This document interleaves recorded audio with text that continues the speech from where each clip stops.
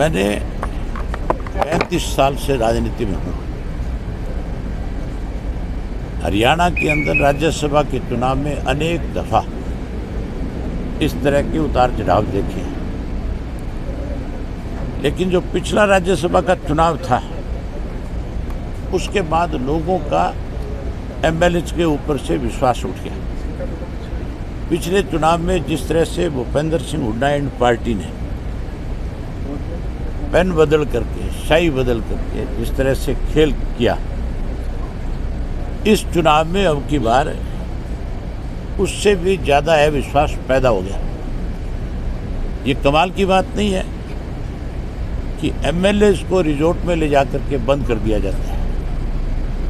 ये भेड़ बकरियां हैं। जिस पार्टी ने टिकट दिया, जिस पार्टी की वजह से जीत करके आया, अगर उसी पार्टी के नेताओं को अपने एमएलए पे भरोसा नहीं होगा तो फिर आम जनता का क्या होगा, जिसने उनको चुन करके भेजा, जिन्होंने उनके ऊपर विश्वास किया। बड़ी हैरानी की बात है, पहले रिजॉर्ट में ले जा करके बंद किया जाता है और अकेले विपक्ष के नहीं, कांग्रेस के नहीं, सत्ता पक्ष वाले भी सारे के सारे, सत्ता पक्ष के लोगों पे भी पार्टी को जो सत्ता में है उसको विश्वास नहीं है कि तुम्हारे एमएलए कोई खेल ना कर जाए, तुम्हारे एमएलए कल को कोई हॉर्स ट्रेडिंग में बिक ना जाए। मतलब हैरानी है, अगर एमएलए बिकेगा, एमएलए पैसे लेगा, तो फिर जिन्होंने एमएलए को बढ़ाया है वो लोग कहीं पे ये खड़े होकर के कैसे कहेंगे कि हमने इनको विधायक चुन करके भेजा था, ये हमारे भरोसे लायक लोग हैं। विपक्ष ने, सत्ता पक्ष ने, दोनों ने बाड़ेबंदी करी। लिखा जाता है अखबारों में बाड़ाबंदी कर रखी है। क्यों? भेड़ बकरी है जो बाड़ाबंदी है।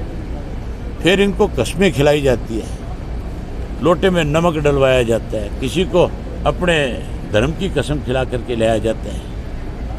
धिक्कार है ऐसी मेंबरशिप पे, धिक्कार है ऐसे लोगों पे जो इस तरह से अपना ईमान बेचने का काम करते हैं। मैं ये समझता हूँ कि इस चुनाव के अंदर भी बहुत बड़ा पैसे का खेल हुआ है और इस चुनाव में भी बहुत से लोगों का जहाँ ईमान जिन्होंने बेचा है, बेचने वाले तो कोई 2, 4, 5 होंगे, शक के दायरे में सारे खड़े हो गए कि नहीं हो गए।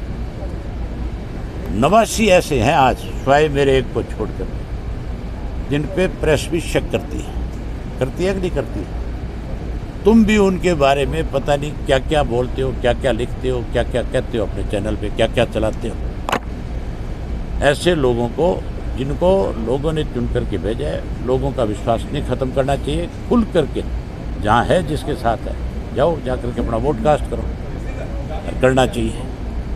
मैं ऐसी कुछ सूचनाएं आ रही हैं कांग्रेस के वोट भी रिजेक्ट हुए, कुछ जो पहले लोग आए हैं, 3 विधायकों की बात की जा रही है। पिछली बार क्या हुआ था, इस भूपेंद्र सिंह हुड्डा का खुद का अपना वोट, अभी मैंने किरण चौधरी की स्टेटमेंट पढ़ी थी, वो कह रही थी कि मैंने तो अपनी पार्टी का जो आदेश था उसकी पालना करी थी, पिछला चुनाव में भी आर के आनंद को वोट दिया था। और भूपेंद्र सिंह हुड्डा ने सरेआम ये बताया कि मैंने अपना बैलेट पेपर भी खाली छोड़ा था। उसने तो अपने जो पार्टी आला कमान की तरफ से आदेश था उसको भी नहीं माना था।